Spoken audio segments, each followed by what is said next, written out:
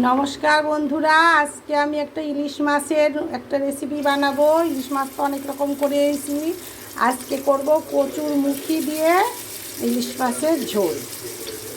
তার জন্য আগে ইলিশ মাছগুলো ভাজতে হবে।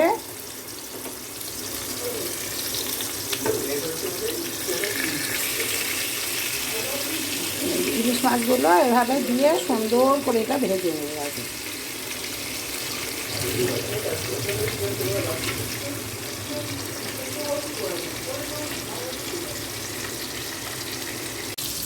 মাছ ভাজা আমার হয়ে গেছে। এখন এই যে আমি উল্টানোটা দেখাইনি, এই যে এখন তুলে নিচ্ছি।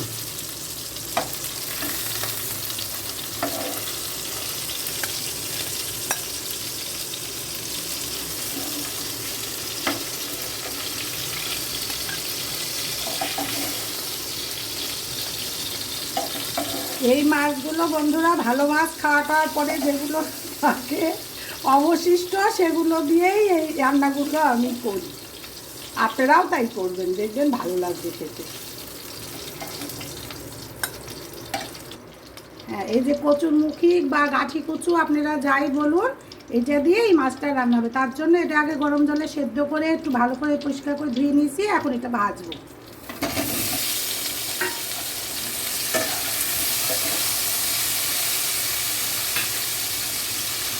সুন্দর করে যে কচুগুলো ভেজে নিলাম, এখন এর মধ্যেই পাশ দিয়ে তেজপাতাটা দিলাম, তারপরে এই যে কালো জিরে সম্বারা দিলাম, দিয়ে আবার এটা একটু ভালো করে নুন হলুদ দিয়ে কষে নেব। তারপরে এর মধ্যে কিন্তু যাবে শুধু লঙ্কা বাটা। এই যে এর মধ্যে এখন এই যে নুন দিয়ে দিলাম, তারপরে এই যে হলুদ দেব, এই যে হলুদ দেব পরিমাণ মতো। এইবার লঙ্কা বাটা দেব। এই যে এর মধ্যে এই যে শুকনো লঙ্কা বাটাটা দিয়ে দেবো, 1 চামচের 1 চামচ। কারণ প্রচুর মুখি, এতে তো একটু ঝাল ঝাল না হলে ঠিক টেস্ট আসবে না। তারপরে আপনার ঝোলটা হবে, ওটারও একটা স্বাদ লাগবে। কারণ এটা কোনো মশলা না, শুধুমাত্র এই শুকনো লঙ্কা বাটা। এটা এখন সুন্দর করে একটু কষে নেব।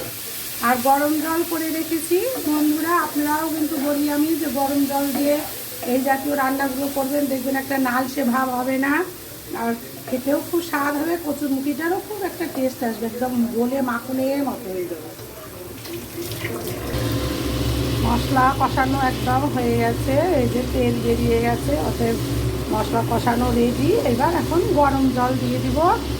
এটা দিয়ে একটু ফুটলে, জল তো ফোটানোই, তারপরেও আর একটু ফুটলে পরে তখন মাছ ভাজাগুলো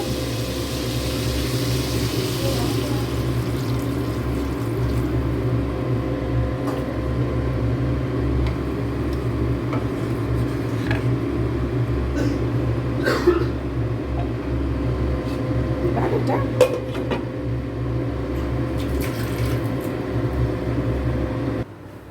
এই যে ঝোল সুন্দর ফুটে গেছে। এখন এই মাছ ভাজাগুলো এর ভেতরে দিয়ে দেব। মাছ ভাজাগুলো এই যে ভেজে রেখেছি সব এর মধ্যে দিয়ে দেব। দিয়ে আবার কচুটা সেদ্ধ হবে তো একটু ঢাকা দিয়ে দেবো, যাতে সুন্দরভাবে কচুটা সিদ্ধ হয়ে যায়। ইলিশ মাছের রসটা যাতে ওর ভিতরে ঢুকে যায় কচুগুলোর মধ্যে, তবে টেস্ট আসবে বেশি। আর বন্ধুরা, আমি তো বারবারই বলি, এই আমি যেভাবে রান্না করছি শুধু ভেবে একবার শুধু আপনারা ট্রাই করবেন, দেখবেন যে কেমন লাগে খেতে। এটা আমাকে কমেন্ট করবেন, আর এইভাবে যদি ভালো লাগে রান্না করে খাবেন। এটা আমার অনুরোধ আপনাদের কাছে, সমস্ত বন্ধুদের কাছে আমার অনুরোধ। এই যে উপর থেকে দেখে মনে হচ্ছে মাছের ঝোল আমার হয়ে গেছে। একটু ঢাকনা তুলে দেখে নিই, তারপরে সার্ভ করে দেবো। হ্যাঁ, আমার তো দেখে মনে হচ্ছে একদম হয়ে গেছে। এটাও সেদ্ধ হয়ে গেছে একদম। কচুমুখিগুলো খুব সুন্দর সেদ্ধ হয়েছে। কচুমুখিগুলো আমি কিন্তু গোটা গোটা দিলাম, আপনারাও এরকম গোটা গোটা দিয়ে একটা রান্না করে খাবেন, দেখবেন কেটে রান্না করলে একরকম স্বাদ হয়, গোটা এরকম ছোট ছোট গোটা যত ছোট পাবেন তত ছোটোগুলো দিয়ে গোটা গোটা রান্না করবেন, দেখবেন দারুণ লাগবে খেতে। এবার এটা সার্ভ করব।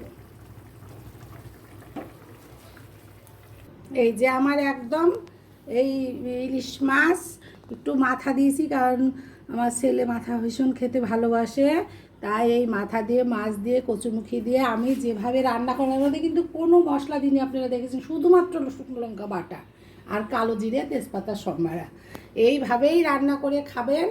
যদি ভালো লাগে তাহলে আপনারা আমার চ্যানেলটাকে ফলো করবেন, কমেন্ট করবেন, আর একবার হলো আপনারা রান্না করে খাবেন, এটা আমার অনুরোধ।